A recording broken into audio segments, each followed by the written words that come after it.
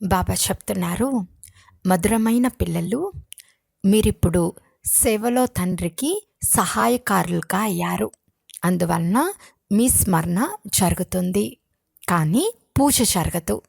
ఎందుకంటే మీ శరీరం అపవిత్రంగా ఉంది. ప్రశ్న: పిల్లలైన మీ బుద్ధిలో నిరంతరం ఏ నశ ఉండాలి? జవాబు: మేము శివ్ బాబా పిల్లలము.